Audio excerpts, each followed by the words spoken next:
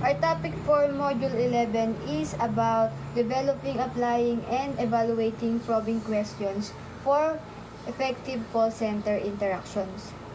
The question between our topic is how call center agents adapt probing techniques based on customers' background. Our group consists of 4 members, which is me, Daniela Bonifacio, the leader, and my co-member are Christian Crisostomo, Neil Patrick Ladrillano, and Luis Alejandro Masangkay. So for our learning objectives, the first objective is to understand what probing questions are. Next is to explore how to develop effective probing strategies. Third is to examine application techniques. And lastly, to evaluate effectiveness across different customers' backgrounds.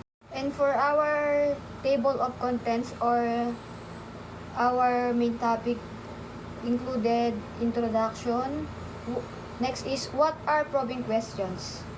Next is importance of probing in call centers, followed by developing probing techniques. Next is cultural and demographic sensitivity. Next is adapting techniques based on customers' background. Next is evaluating effectiveness, followed by challenges and considerations. Next is best practices and tips. Lastly, the conclusion. Communication is the backbone of every successful call center interactions. It's not about answering a call. It's about listening, understanding, and responding effectively. One of the most powerful tools call centers agents use is probing questions.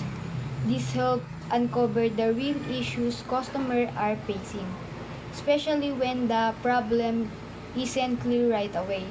But here's the catch. Every customer is different.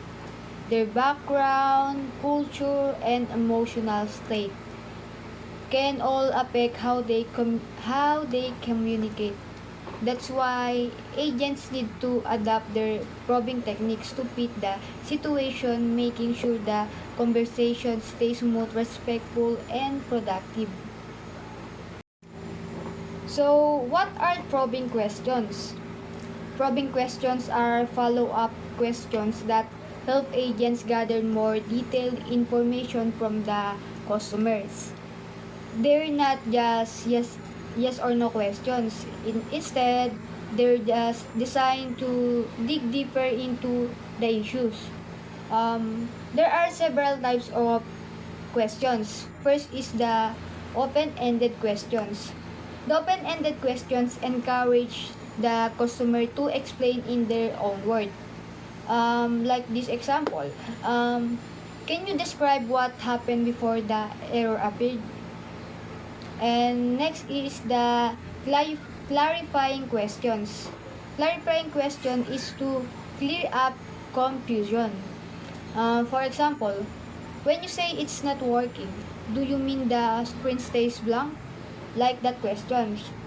Next is the reflective questions. Reflective question is mirror what the customer said to confirm understanding. For example, so you've already tried restarting the device, correct? And that's the example of reflective questions. And lastly, redirecting questions.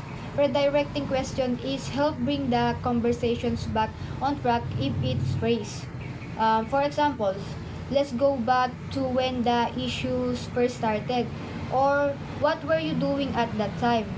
So these questions type are getting these questions types are key to guiding the conversations and getting all the facts. So for the importance of probing in call centers, probing questions are essential in call center work for several reasons. First, they enhance customer satisfaction because the customers feel heard and understood. When agents ask thoughtful, personalized questions, customers are more likely to trust them. Second is they reduce call handling time by quickly getting the core of the issues, avoiding unnecessary back and forth. Next is they aid in issues resolution, especially when the problem is unclear or complex. Probing helps reveal hidden causes. And lastly, they build rapport by showing empathy and active listening. This makes the conversation more human and less robotic. Overall, effective probing leads to smoother calls, better service, and happier customers. Developing probing techniques. To truly understand someone's needs, we have to ask the right questions the right way. That means training through role plays and feedback, and being aware of how tone, pace, and vocabulary affect a conversation. With the help of tools like call guides, AI prompts, and CRMQs, we can make probing both more natural and more effective. Cultural and demographic sensitivity. When it comes to communication, one size definitely doesn't fit at all. We need to be mindful of cultural norms, language expectations, and even subtle differences in how people interpret words. Miscommunication can easily happen if we don't take these factors into account. So, cultural awareness is key to building better connections. Adapting communication technique based on customer backgrounds. Effective customer service requires adjusting communication techniques to meet the needs of diverse individuals. Key factors to consider include age, cultural background, language proficiency, and emotional state. The first one is age gap. Younger customers prefer a casual tone, digital interaction, and concise communication. The second one is the older customers respond better to respectful, formal language, and detailed explanation. Patience and clarify are important. The second one is cultural difference. Direct communicators appreciate clear, straightforward language and solution-focused approach. The indirect communicators values politeness, relationship buildings, and subtitle language and avoid being overly blunt.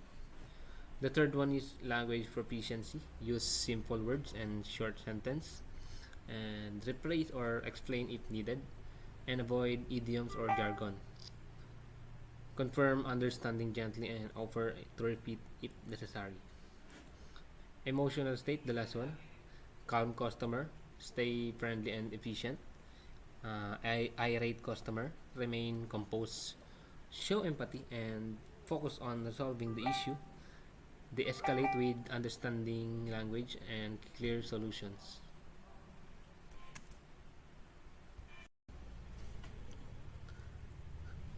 Evaluating the customer service effectiveness.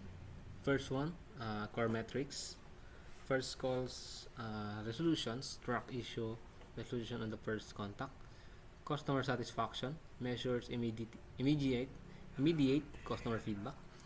Net promoter score reflects customer loyalty and likelihood to recommend. The second one is quality monitoring.